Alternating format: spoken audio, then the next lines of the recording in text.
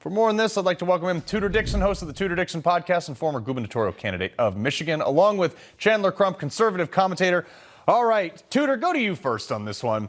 Ad is my age group, and I am torn by this, but you know what? As I do interview people in the same age group for various companies, yeah, I find out some people are just full of it. Well, it's the first time I felt good about being old because I am not in this group. So I can say that everything I'm telling you is true right now. But I do think it's a difference because these kids grew up with social media. And so they grew up in a world where it was keeping up with your friends and trying to make sure you look better. And so I think that spills over into the workplace.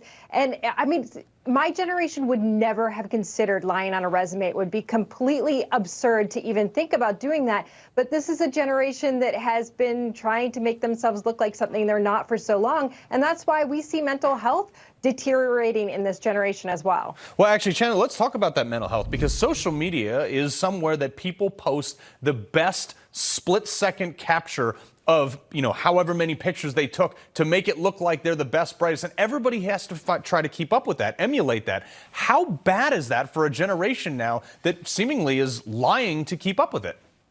Oh, man, I can tell you I come from the greatest generation about that.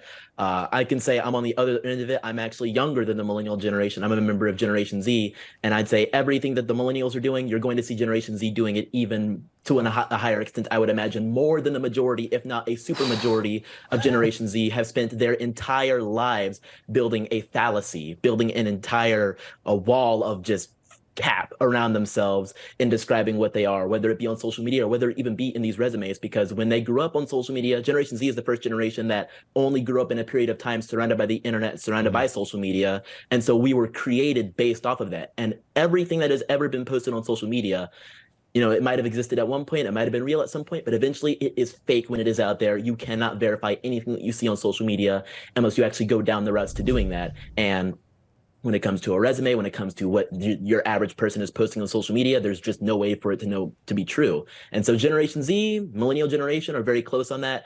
There is no way to know it's true. Yeah, well, bring back I kind of want to say, look at what these young people are even watching when you see all of the reality shows that are not reality whatsoever. And these people are putting out pictures, and it's like, why does their finger go at a 90-degree angle? Oh, that's because that's not really their finger. They have photoshopped everything they put out. Nothing is real. Nothing. It's all fake. Bring back floppy disks. Kamala Harris, though, she's probably, well, no, not probably. She's definitely the most unqualified vice president we've ever had. Let me play a bit of sound for you real quick, Chandler. I want you to take this. This is the Essence Festival of Culture. Culture is, it is a reflection of our moment and our time, right? And present culture is the way we express how we're feeling about the moment. And we should always find times to express how we feel about the moment that is a reflection of joy, because you know, it comes in the morning.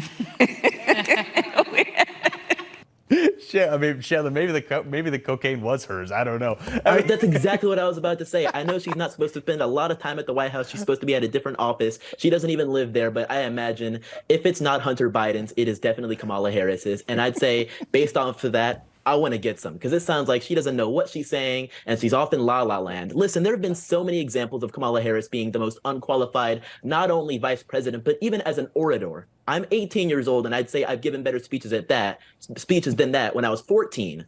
But she just sits there saying the same word over and over again in a different combination of word stew, expecting it to really turn into something that people can understand, digest, and say, yeah, that sounds like the vice to the leader of our nation right there, really giving me facts. No, that was embarrassing. That was sad. Yet that is the status quo for Kamala Harris. In fact, I'd say that's an improvement based on some of her other blunders. And let's not even talk about Joe Biden. Tudor, 30 seconds. CEO of BlackRock, Larry Fink. We're not a fan here, but he's not saying ESG anymore, but he's still doing it.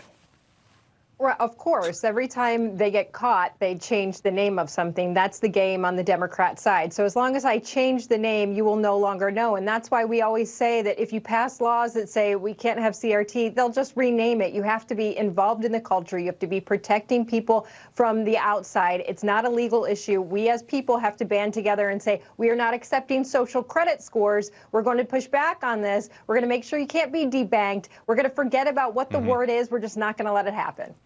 It's almost like there's a plan in place. Tudor, Chandler, always a pleasure. Appreciate you being here. Thank you. Happy to be here.